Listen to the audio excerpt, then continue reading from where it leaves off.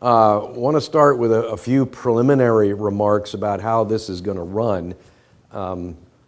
I started with a vision to do the entire Bible, a survey through the entire Bible last year, and I'm trying to target and use wisely the breakdown of the year as we do it here, which is different. Again, blame me for this, but it's different than quarters, which is what your normal Christian Ed pattern goes. January through May is 5 months, June through August is 3 months, and September through December is 4 months, and that way we can give longer periods of time to more in-depth studies of Christian Ed than just a 13-week regular pattern. And I've used that myself several times and found it beneficial.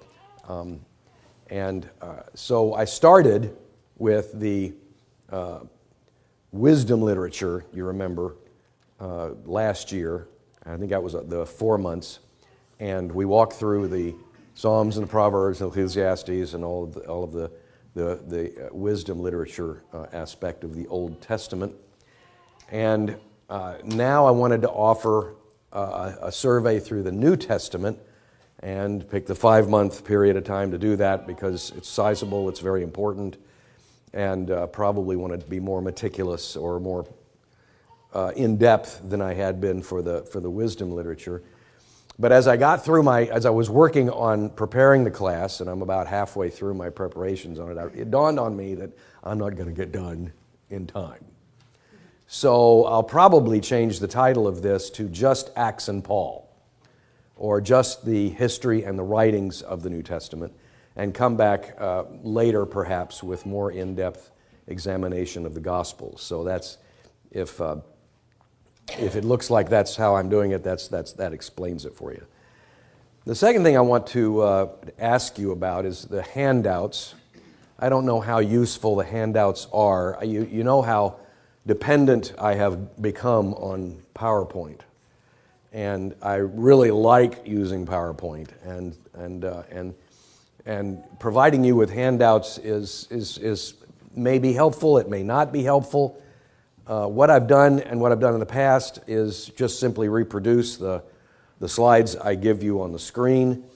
There is also a format that PowerPoint will allow to just do the notes, not the pictures, not the graphics, but just the notes. But the problem with that is there's no way to adjust the font on those as far as I know, and it's not very big. And so there's plenty of room to write your own notes on those kinds of pages, but if you tend to squint, then you probably wouldn't like that format. Is there any suggestion to me or any input that you would have in terms of what you want from me regarding this kind of thing? You know I've done what I've done in the past, and so, yeah. I very much like the handouts, even as you had them up there, because you can say something here, and we can see... You know where I am. Right, and we can make notes on here, Yeah. something you said, so I find them very helpful. Okay, that was a vote in favor. Any violent opposition? We'll pretend we're in Presbytery here, Okay, all right. Well, I will do that. Now, as I do that, one other caveat here is I tend to reproduce your handouts in the color form if it makes a difference, but there's pressure from the front office these days to ixnay the Ulrike, and so I may reduce it to just black and white if possible. And I probably, that's color. Maps are good in color. I know, that's my problem. And so what I've done is I've taken out a lot of maps that I'm going to be using. You don't have the handouts, so all the maps I'm going to be using. But you probably don't need those anyway. They're just for illustration and just for reference. And you can always pull down a map from Google and look at it yourself if you wanted to.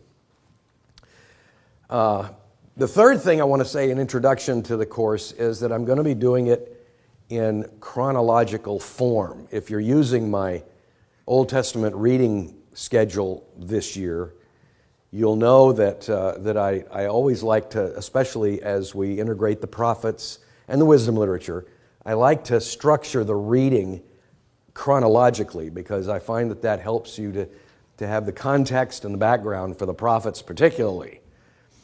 Sometimes, we read through the prophets and go, what is he talking about? Why is he so angry? And having the chronological background, having the historical background helps you to grasp what the prophets are barking about. And I'm going to do the same with the New Testament survey. I'm going to start with the incidences, and then from there move toward the history as we find it in the book of Acts, because I have to use that as a backbone, even though the book of Acts is written later, and integrate a cursory examination of Paul's letters as they come along chronologically. And so that explains that. And it also, my vision, at least to start with, is to say that we won't actually get to the study of the Gospels right away because they were written probably some of the latest pieces of literature that go in the New Testament canon. The first were the letters of Paul. And so I want you to know that it kind of explains that. So when we come up to the time of Christ, I'm not going to be talking about the Gospels. In fact, we're going to go through the time of Christ very briefly with my vision to return to them in depth at some later point. Probably not in this course. Any questions or comments about that? Okay, where I want to start with, after emphasizing chronology, what I want to start with the New Testament is the end of the exile of Israel. As you know, the Bible is about one message. It's about one person. It's about one mission and goal of the Father to redeem His people through the blood of His Son, to bring about the bride of Christ. That's what the whole Bible is about. And as one pastor I remember saying, open your Bibles to the end of Malachi and the beginning of Matthew, and you see that page that's in the middle that says the New Testament. I want you to tear that out of your Bible, because he is emphasizing the fact that there is no formal division between the Old Testament and the New Testament. It is one flowing work of God in all of history. And as long as you understand that, you understand a lot of what's going on in the Old Testament. But if you don't understand that, if you think there is this strong division, if you think there is this separation even of peoples, or even the way that God treats people, these are by law, this is by grace. No, as long as you understand that kind of separation, you don't understand the Scriptures. And the work of God from beginning to end to glorify Himself in the blood of His own Son to bring about the bride of Christ. That is the goal of all of history, and that is the goal of God in bringing everything to pass. And so we want to knit the old and the new together by starting with the end of the exile and move forward from there. That also will give us a little bit of the context in which the Gospels present themselves. You might be aware, if you've read Old Testament history, if you've studied Old Testament history, you come up with Daniel, for instance, and he's caught up in the third attack of Nebuchadnezzar, the king of Babylonia, and he's hauled off to Babylon, where he lives out the rest of his entire life, anticipating and longing and hoping for the return of his people Israel to their homeland. And then you start in Matthew, and it's talking about Rome. It's talking about Judea, and you're going, why is there such a dramatic difference between the two? And what's going on in that period. That theologians, historians like to call that the 400 silent years.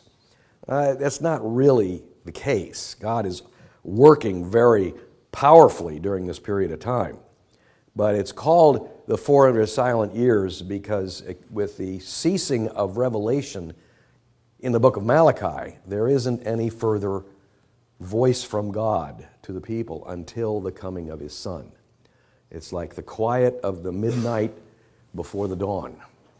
But that period of time means a great deal for us to understand, because so much of the pieces are moving around, and we want to stay on top of that, or at least be aware of that.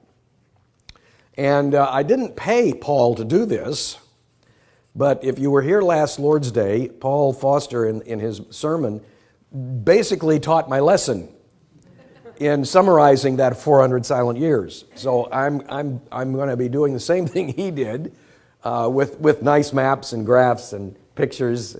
So maybe you'll think more of my survey than him. But anyway. Yes. Okay. So let's focus on where we leave off with the Old Testament. As I said, King Nebuchadnezzar he's actually King Nebuchadnezzar II. He's the king of Babylon. He's, I think, the fourth or fifth king in a row of this kingdom, and he is and his capital city is Babylon. And because there is so much glory and so much power and so much wealth built up in the kingdom of Babylon now, or Babylonia, that he puts a lot of endeavor, probably more than anybody so far in history, in glorifying his capital, his nation, by building up his capital city. And we're familiar with some of the references to the city of Babylon, how glorious it is, the towers, all of the beauty of the walls are symmetrical. There's even the front gates, which are a stunning blue color, have been recovered archaeologically and are now in the British Museum, standing as tall as the ceiling is here, in all of its glory, with the lions and everything else. I should have brought a picture of that. But there was so much beauty and wonder and power that is demonstrated in the work of Nebuchadnezzar particularly, that it really it makes you understand why, as Daniel says, Nebuchadnezzar stepped back and he said, "Look at my city, no one else has topped this, no one else has beaten this, and I built this all myself." It just lends itself to the pride and the vanity of such a ruler as that. But Nebuchadnezzar falls by the power of God. That's the first sign of the providence of God, not just for Nebuchadnezzar, but for all of his work, all of his design, is not to just let Nebuchadnezzar sit and rejoice in his own power and chutzpah, but to bring him low on purpose and deliberately and very personally, to confess the Lord God is over all. And that change, like I said, was not just a conversion of him spiritually, but it was a pronouncement to all the world who it is that is indeed the glorifying one of all mankind. Babylonia it takes its place in a list or a line of 4 major kingdoms that rise and fall in what becomes the area of Asia Minor. Asia Minor is a very rich area and a very influential area for these ancient kingdoms, and Babylonia takes its turn in the unfolding of this. First, There's the ancient Hittites. We used to joke about Hittites because they didn't exist anymore and it was safe to pick on them. But the ancient Hittites were the very first ones to occupy the area with power. And after the Hittites came the Assyrians. And you can see that their kingdom was bigger. Hittites was, okay, not bad size. Hittites were bigger. The Assyrians were bigger. And you notice that they found the power and control of the rivers to be to their influence. And they also went down and occupied Egypt and the Nile. The coastline of the Mediterranean, the waterways of the Nile, the Tigris and Euphrates, they see the discovery of these things as powerful and influential and helpful to their kingdoms.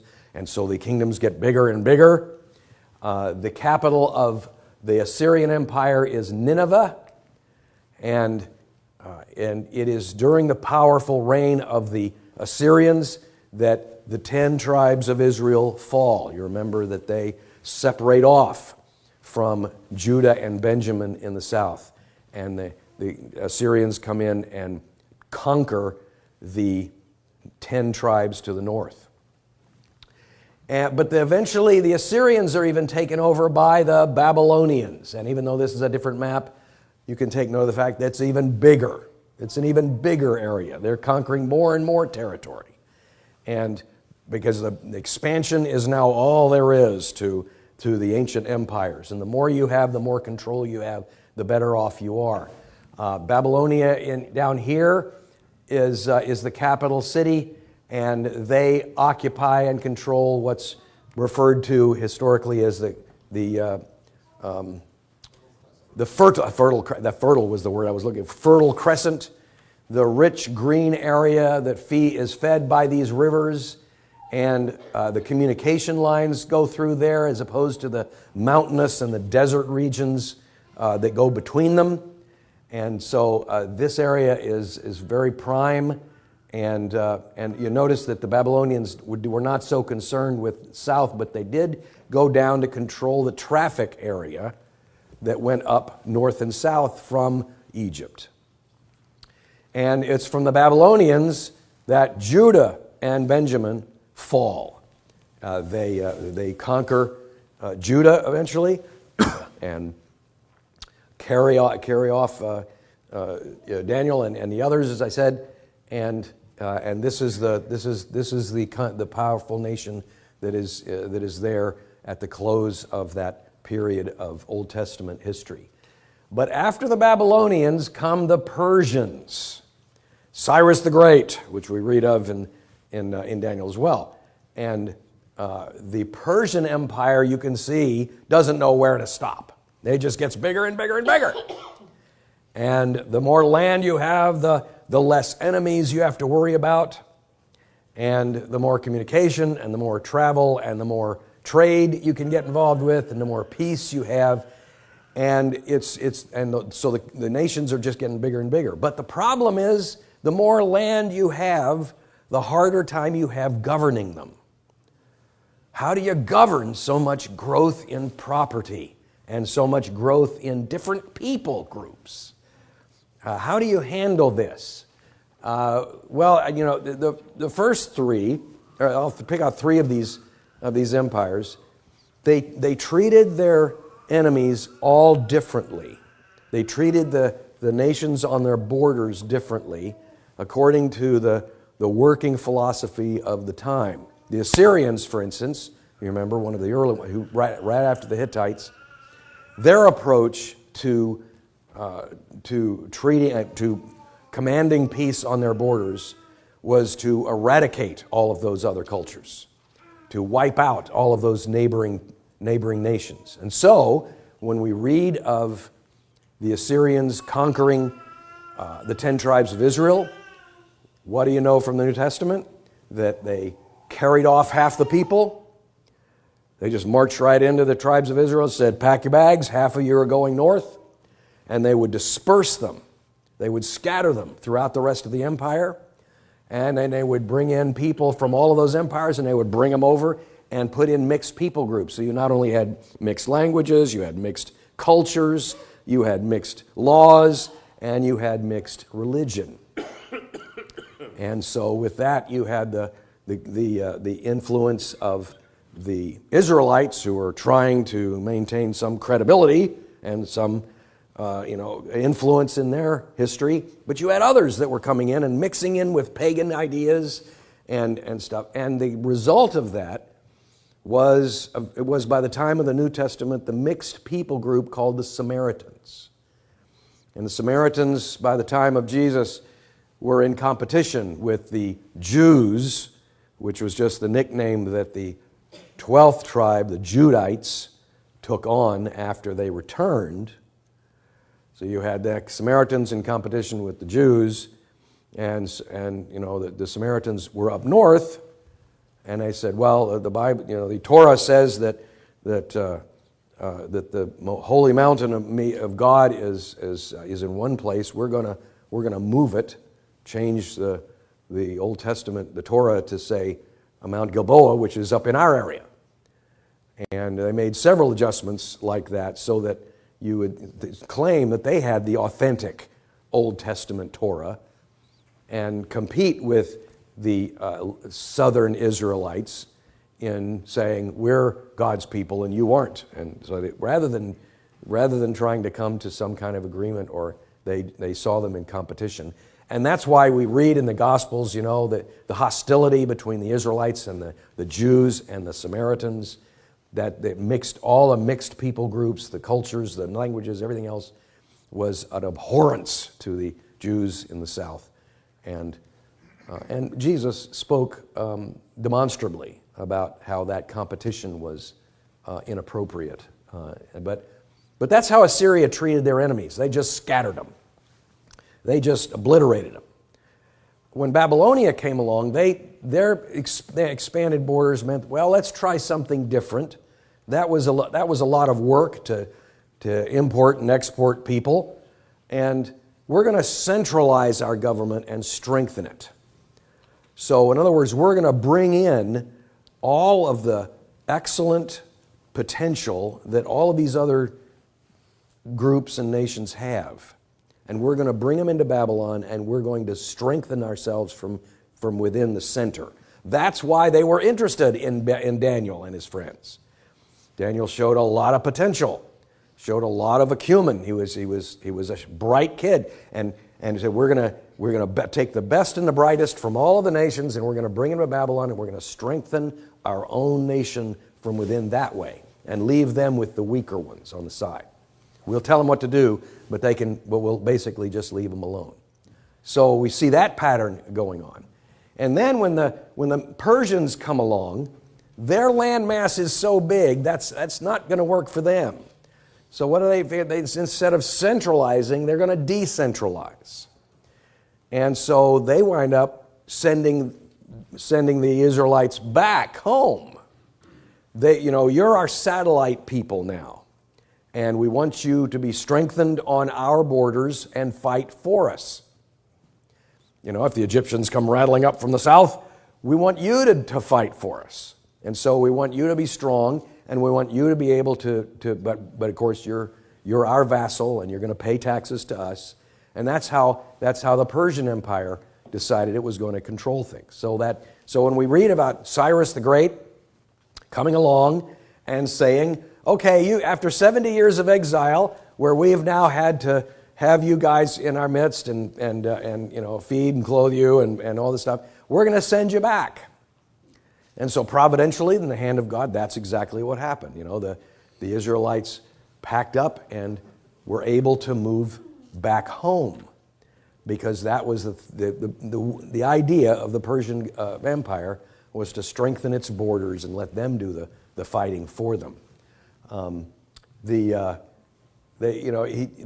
option was to return home if you wished. In other words, they were very. You can even read the letter of Cyrus making this announcement. It's very gracious. You wonder why is the king of all the world being so very gracious to these nobodies and inviting them to go home, as opposed to saying, "Get out of here," And the reason for that is that he knows that many of the Jews who were now spending generations in Babylon had become comfortable, had become settled, were not interested in going back. And so he said, I'm going to invite you to go back if you wish, because what would he get if he did that? He'd get the most earnest, the most committed, the most willing to sacrifice, the most die-hard, committed people to their own religion and culture. They would be the ones to go back. And they would be, of course, the ones who would do the best job of fighting for him. And he gave them permission to rebuild their temple. He wanted them strong. He wanted their culture strong. He wanted everything to be as equipped as possible, because they're going to defend his border, and that's great. So he said, "Go back and build your temple again, and start all that up, and reoccupy the city of Jerusalem, and here you can even take your gold and your silver back. I'm going to equip you with it so that you'll be able to handle it, and everything will be fine. You go back." And so there were 3 endeavors to do that. Before I get to that, when this dropped into their laps after 70 years of occupation, the prophets that we read during the time of the exile are ones that are trying to tell the people to hang on to hope.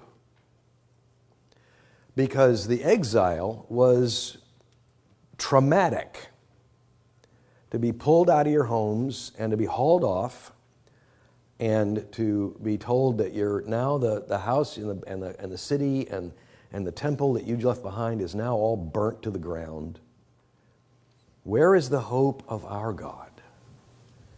And it was during the exile that the history we know today as 1st and 2nd Kings was written. And it's called 1st and 2nd Kings because that's just a pragmatic division in our translation efforts. The role of the kings, the scroll of the kings is huge.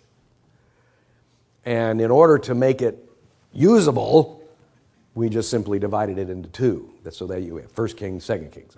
That's where that comes from. But the original scroll told the whole story as if it was one simple account from beginning to end. And it went through the kings and the episodes with David and Solomon and the united monarchy and the divided monarchy and then the fall.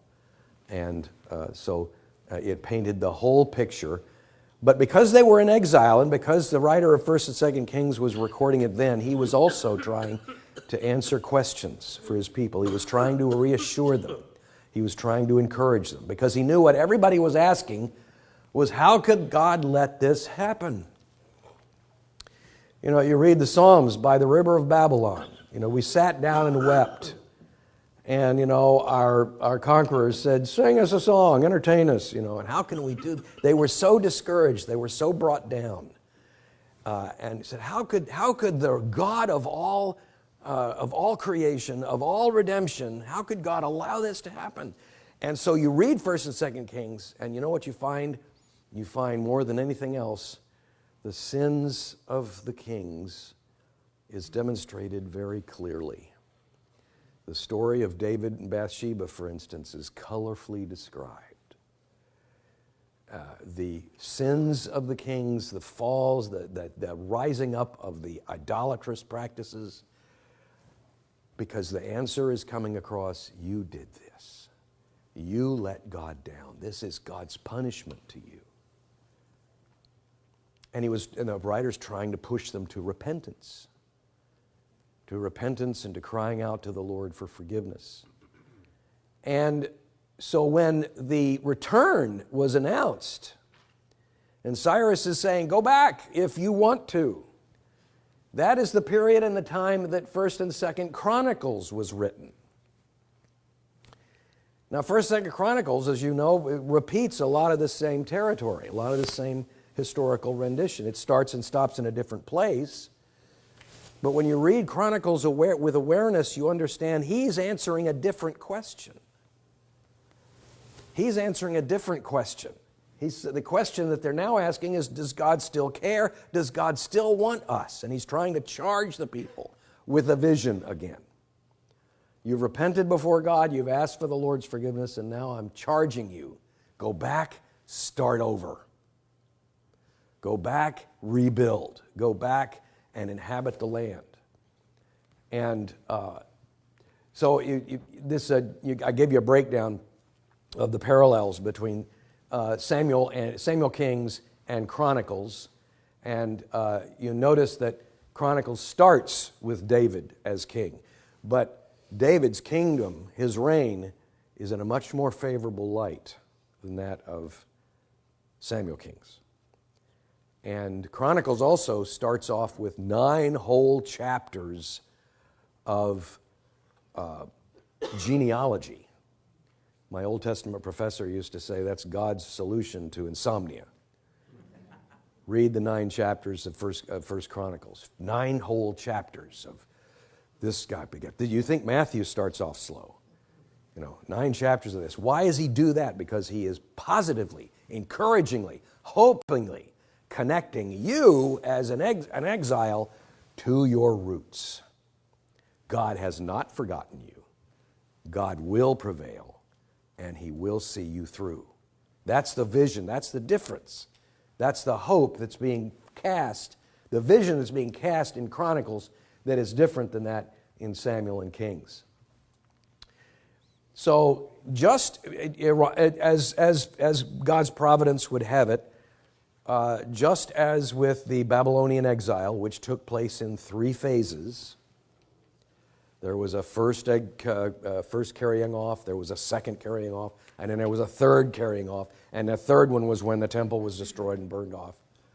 There were also 3 phases of return. There were 3 times in which the people of God led themselves off. First was the small band of the most courageous. They were facing the frontier, the rubble, the enemies, the fear, the anxiety, the what-ifs. And after they made their way and were the first ones to land on the scene, word would get back saying, and it would inspire the second group, and the second group left, and then a third group left. And the first group took a more indirect route through Rezeph and Aleppo and down past Samaria and into Jerusalem. But the trips of Ezra first and then Nehemiah took a southern route, more direct, more speedy. Let's get there. And of course, then you read of the establishing of God's people in Jerusalem. They took the rise and they see the temple in absolute ruin. Jerusalem is burnt to the ground. There is nothing, and they start from scratch. But then with Ezra and Nehemiah, more and more help come, more and more strength come, and they begin to rebuild. The temple that they build is not going to be anywhere near as glorious as the one that was first destroyed. And you remember that the people groups to the north that will be called Samaritans, see if I have a map of that. Oh yeah, there's the 3 phasings. The people groups to the north didn't want the Jews coming back, and began to hassle them and attack them from the north. And that's where the very classic description of the Jews building the temple with one hand a trowel and the other hand a spear to defend themselves as they reconstructed the walls of Jerusalem and they reconstructed the temple and they rebuilt their homes. And all of that you read of. And so the 3 phases of the return took place. And with the conclusion of the work, you have the reading of the law and the reconstituting of the covenant. We are God's people. and how powerfully that was laid out and dramatically it recorded for us in the prophets. This is a general map of the area at the time. You had the region here that would be known as the region of the Jews or Judah. And then you had the Edomites to the south. They are relatives way back, but basically just jealous for their own land. You had the occupants of Ashdod along the coast, and you had Samaritans in the north. And so the Jews then, just as the Jews do today, have a definite reason to protect their territory. And they had to appeal to Cyrus in order to make sure that he would have their back. Remember, he says, I want you to be strong. I want you to build your temple because you're going to defend my border. And the others get in the neighbor and say, not so fast. We don't want you here. And so he would say, what do you say, king? And king says, yes. And so they were allowed to progress and to finish. But things are not the same. And this is the part that is very clear to the Jews when they return. Things are just not the same. The exile did two things. The exile was a removal of God's covenant favor in two ways. First of all, God took away their land. The land was one of the most powerful symbols of God's grace. And when God removed them from the land, that was the worst part about the judgment of God upon them. But when they came back, they had to realize the land did not belong to them. The land belonged to somebody else. The land was part of Babylon. They would never occupy their own land again because of the way that God had punished them in the exile. And also, of course, they were not their own people. They were not governing themselves as they had before. They were no longer a kingdom. They were governed by other people. They were allowed to be in their homes. They were allowed to do what God wanted them to do, but the land belonged to somebody else, and they were governed by somebody else. And so they're very uncomfortable with this fact that it's just not the same. The consequences of sin, national sin, radiated over even to the recovery. They're not a theocracy anymore. A theocracy is just a big word that means God governed. God is the one who charges us. God is our king. It's the way it was supposed to be originally, and it hadn't been that way ever since Saul. And now it's become very true and very clear to them. We're not governing ourselves. It's not a theocracy anymore. They are not led by the Lord. Remember, this is the beginning of the 400 silent years. God's not speaking.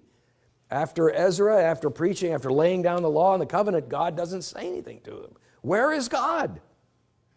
Where is God in all this? God remains quiet. His prophets are not speaking. And they don't know what to make of that. Are we doing the right thing or are we not? Even the ones who were sincere and devoted had to ask that question. They just didn't know. The temple was not the focus anymore. The temple, even when they first got there, you naturally think, okay, the first thing I need to build is my own home. I need to put my family someplace. I need to put a wall around my sheep or something. And then, of course, the next thing was defense against these ornery neighbors.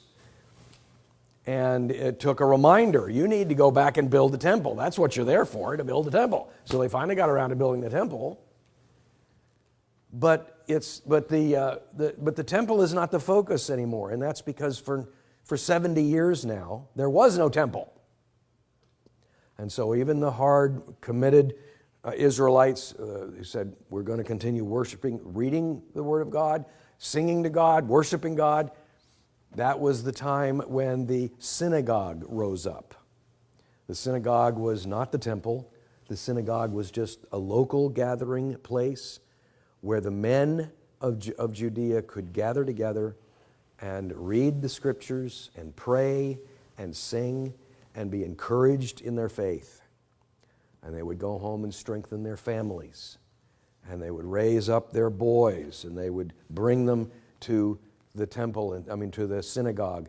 And at 12 years old, they would go through their bar mitzvah. They would read the scriptures, and they would and be pronounced, "You are now a man."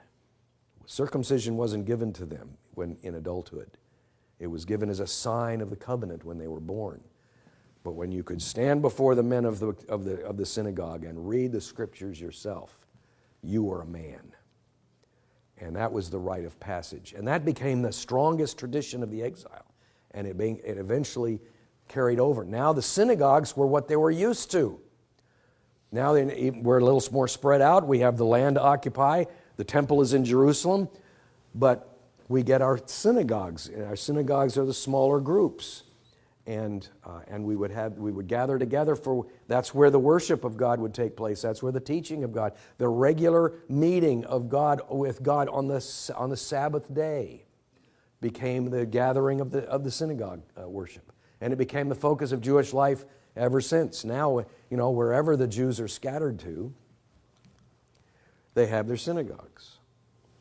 And with the synagogue, you have your rabbi. Now, a rabbi is not a priest.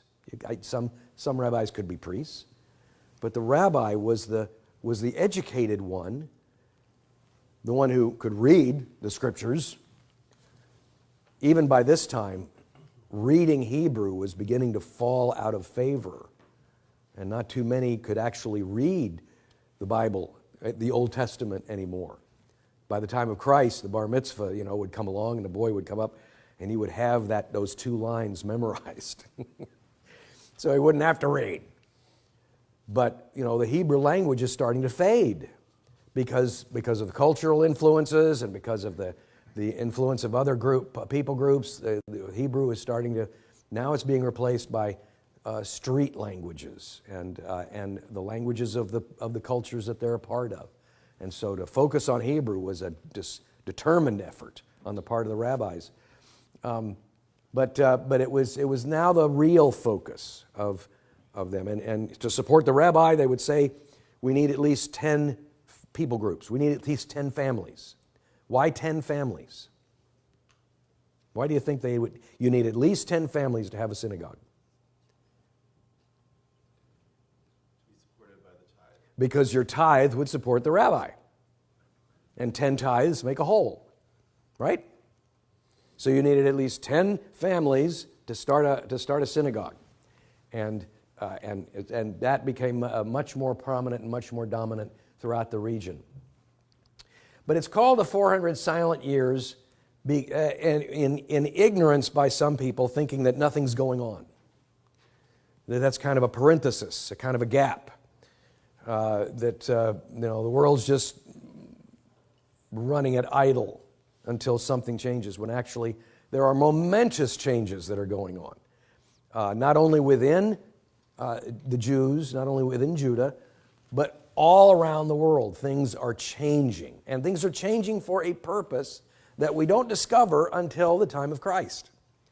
But the 400 following years are very important. In fact, it lasts longer than the kingdom of Judah did, that you read about in Samuel, Kings, and Chronicles. This is a longer period of time than we read of in the history of the Old Testament. And it changes the entire stage for the coming of the gospel. There's 2 trends that are happening here. The world is quickly changing. Things are changing at the speed of light. And if you're not reading the newspaper, you don't know who's in charge anymore. And it's becoming very quick. And at the same time, the Jews who return, remember, are among the most determined, the most committed to plant the flag and to have their culture and to hold up the Torah and to protect their identity going forward. And they would become entrenched. Now you've got, the dads would come to the synagogue on Sabbath and they would say, what am I going to do with my 13-year-old son? He wants to get an iPhone. He wants to be on social media. All his friends like to hang out on Friday night. The world is challenging us, and the world, we gave into the world before, and look where it got us. Look what happened to us. And it was, and we're going to stop this. And so they built trenches, theoretical trenches around their homes. You cannot relate to other people. You cannot be influenced by anybody else. You are a Jew. You have to stay a Jew.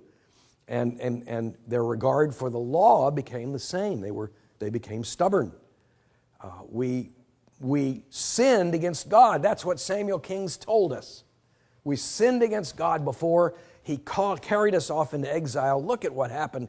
We're not going to do that again. And so their effort to trench themselves took place in regard to the view of their theology. They said, okay, we look at the law and we see the commandments of God, but there are questions that come up regarding the law of God. Do not take the name of the Lord in vain. What does that really mean?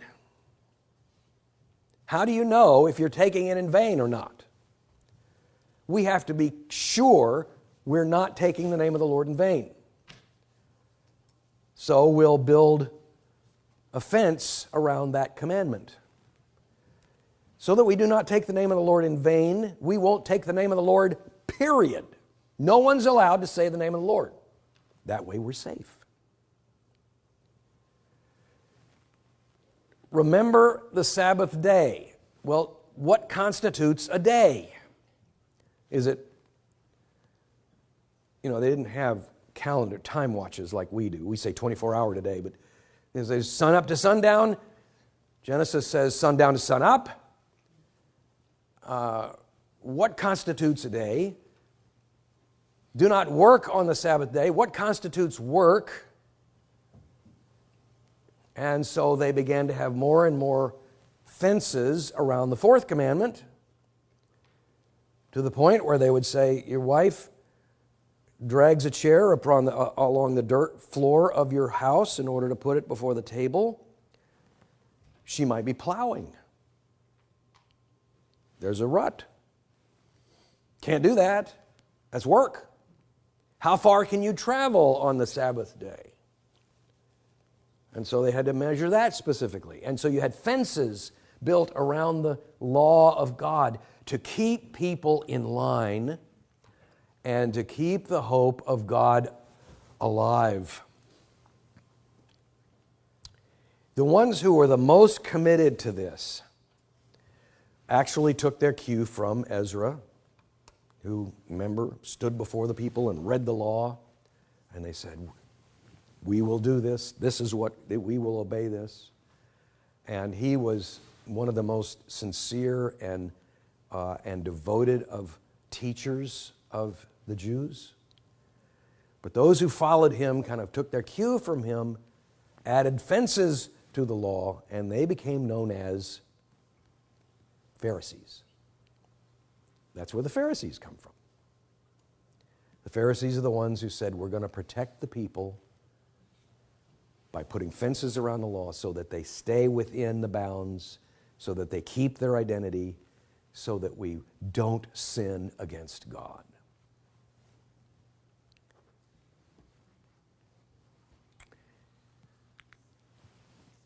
The Persian Empire had begun in 539 BC by conquering Babylon. They were the latest and the greatest. They had the most territory, you remember. They had their philosophy about how to protect their borders. They made one mistake, historically speaking. Pushing west was not a problem. India, not a problem. South, not a problem. North, not a problem. But they pushed west. And in the west, they came across the little bitty kingdom of Macedonia.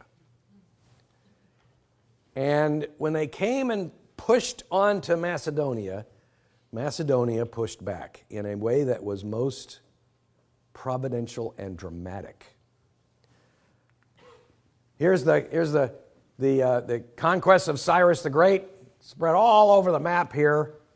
You see, they get to the west, they get to the area of Macedonia, and that's when the king's son, who happens to be named Alexander, decided to push back.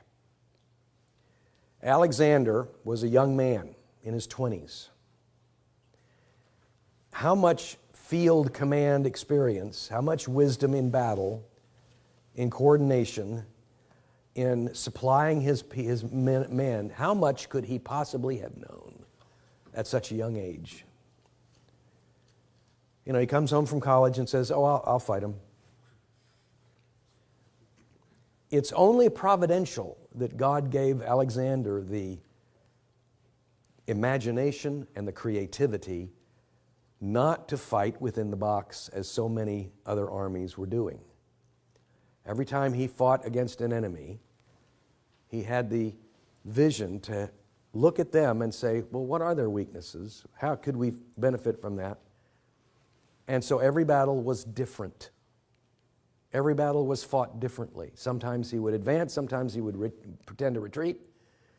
He was the most imaginative and creative general that had ever been known, and within just a few years, I don't think even 10 years, no, less than that, his empire was the biggest the world had ever seen.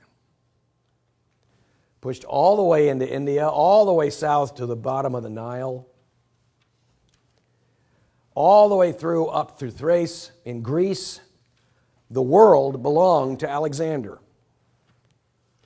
And with Alexander came the dominance not only of his control, but also of his culture and his language.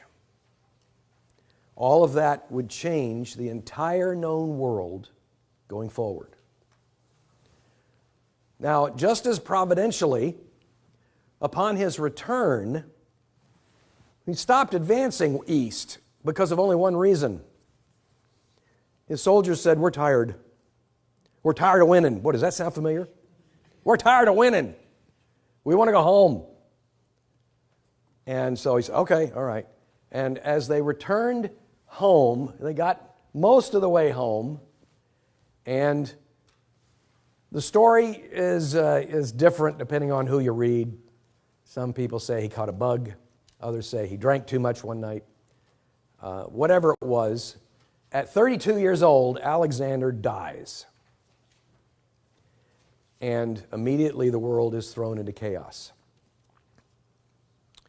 And as he lay on his deathbed, the tradition goes, his generals said, who's to follow you, Alexander?